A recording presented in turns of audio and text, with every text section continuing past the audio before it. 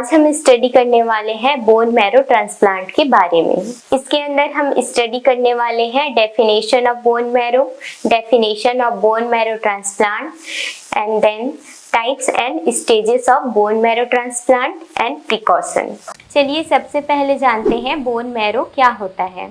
Bone marrow नाम से ही स्पष्ट है, ये बोन के सेंटर में पाए जाने वाला एक तरह का टिश्यू होता है। बोन मैरो दो तरह के होते हैं, first one is red bone marrow and second one is yellow bone marrow. Bone marrow हमारे बॉडी में ब्लड सेल्स को प्रोड्यूस करता है।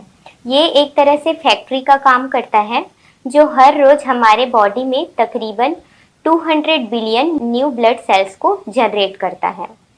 Bone marrow mostly long bone, flat bone, इन सारे बोन्स के सेंटर में प्रेजेंट होता है। इन सभी बोन्स में जो खाली स्पेस होता है वहीं पर ये स्टेम सेल्स को प्रोड्यूस करते हैं। Stem cells red blood cells को, WBC को, प्लेटलेट्स को बनाता है। सो नेक्स्ट है बोन मैरो ट्रांसप्लांट क्या है। A bone marrow transplant is a procedure to replace damaged और destroyed bone marrow with healthy bone marrow stem cell. ये एक ऐसा प्रोसीजर होता है जिसमें अगर व्यक्ति के शरीर में बोन मैरो डैमेज हो जाए या फिर बोन मैरो ठीक से काम न करे, उस कंडीशन में न्यू बोन मैरो से इसे रिप्लेस किया जाता है। ये तब होता है जब कोई व्यक्ति इम्यूनोजेनिक डिसऑर्डर जैसे कि ल्यूकेमिया या फिर बोन मैरो कैंसर हो उसको, तब बोन मैरो ट्रांसप्लांट किया जाता है। बोन मैरो ट्रांसप्लांट को स्टेम सेल ट्रांसप्लांट या फिर हीमेटोपोइटिक स्टेम सेल ट्रांसप्लांट भी कहा जाता है। आगे हम जानते हैं बोन मैरो ट्रांसप्लांट क्यों किया जाता है। जब हमारा बोन मैरो सेल्स या टिश्यू ठीक से फंक्शन ना कर रहे हों या फिर और भी कुछ कंडीशन हो सकते हैं जैसे कि एप्लास्टिक एनीमिया। ये एक ऐसा डिसऑर्डर है जिसमें bone marrow new blood cells को नहीं बना पाता, जो कि एक तरह का कैंसर भी होता है जैसे कि leukaemia, lymphoma and multiple myeloma. ये सारे कैंसर के प्रकार हैं। कई केसेस में कीमोथेरेपी की वजह से भी बोन मैरो को नुकसान पहुंचता है। एक और कंडीशन होता है जो कि है थैलेसीमिया। ये एक ऐसा ब्लड डिसऑर्डर होता है जिसके दौरान बॉडी में रेड ब्लड सेल्स में प्रेजेंट होने वाला हीमोग्लोबिन एबनॉर्मल तरीके से प्रोड्यूस होने लगता है।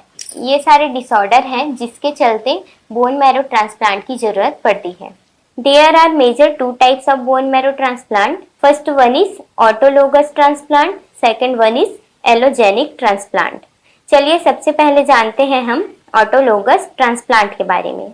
ऑटोलोगस स्टेम सेल ट्रांसप्लांट के दौरान पेशेंट को अपनी ही बॉडी में से हेल्थी स्टेम सेल्स को डैमेज्ड स्टेम सेल से रिप्लेस किया जाता है। इस प्रोसेस के दौरान सबसे पहले पेशेंट को मेडिसिन दिया जाता है जिससे बोन मैरो में प्रेजेंट हेल्थी स्टेम सेल्स अपनी संख्या में ग्रोथ कर ले और यही मेडिसिन स्टेम सेल्स को ब्लड में मूव कराने लगती है। नेक्स्ट स्टेप में पेशेंट के स्टेम सेल्स को कलेक्ट किया जाता है। इस प्रोसेस को एफेरेसिस कहा जाता है।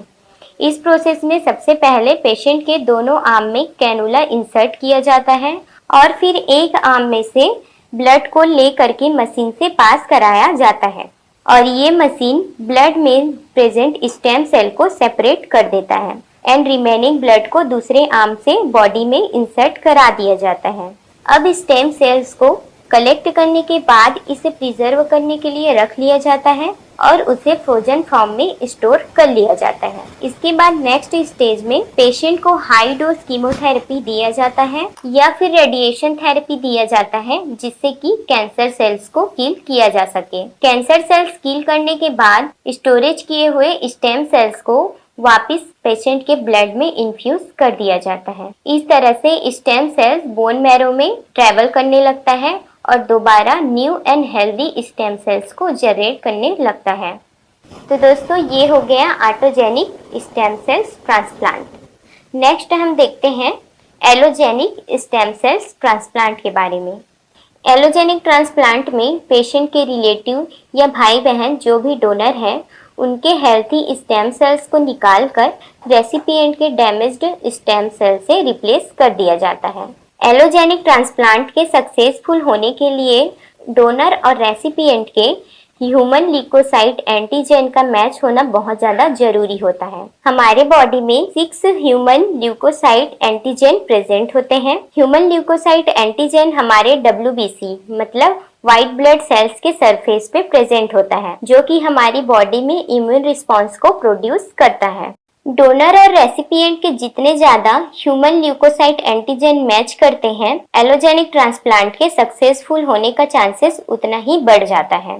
इसके बाद डॉक्टर्स डोनर के ब्लड से स्टेम सेल्स को एफेरेसिस के जरिए से कलेक्ट कर लेते हैं। एफेरेसिस के बारे में मैंने होमोलोगस ट्रांसप्लांट में पहले ही डिस्कस कर दिए हैं। अगर स्टेम सेल्स को डायरेक्ट बोन मैरो से कलेक्ट किया जाता है तो इस प्रोसेस को बोन मैरो हार्वेस्ट कहा जाता है। इस दौरान डॉक्टर्स डोनर के हिप बोन या स्टर्नम में नीडल की सहायता से स्टेम सेल्स को कलेक्ट करते हैं। डोनर को जनरल एनेस्थीसिया में रखा जाता है जिससे कि उसे पेन फील ना हो। स्टेम सेल्स को कलेक्ट करने के बाद उसे फ्रोजन स्टोरेज में रखा जाता है।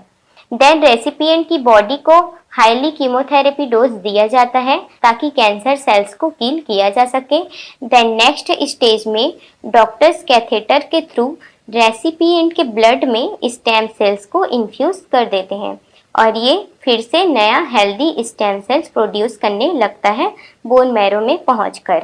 इस तरह से एलोजेनिक ट्रांसप्लांट को परफॉर्म किया जाता है। सो नेक्स्ट है प्रिकॉशन या फिर सावधानियां। आफ्टर ट्रांसप्लांट पेशेंट को क्या क्या सावधानियां रखनी पड़ती है। पेशेंट को 3 मंथ तक मेडिसिन लेना होता है। साफ सुथरे जगह पे उसे रहना होता है। क्राउड वाले जगहों से उसे दूर रहना होता है क्योंकि इसके चलते उसे इन्फेक्शन होने के चांस बढ़ सकते हैं। एंड पेशेंट को टोटली बेड रेस्ट पे रखा जाता है। कुछ कंडीशन जैसे कि थैलेसीमिया, एप्लास्टिक एनीमिया या फिर सिकल सेल एनीमिया है तो मेडिसिन को 1 ईयर तक कंटिन्यू रखना पड़ता है। देन पूरी तरह से ठीक होने के बाद patient normal life style survive कर सकता है। तो दोस्तों ये रही बोन मैरो ट्रांसप्लांट के बारे में पूरी जानकारी।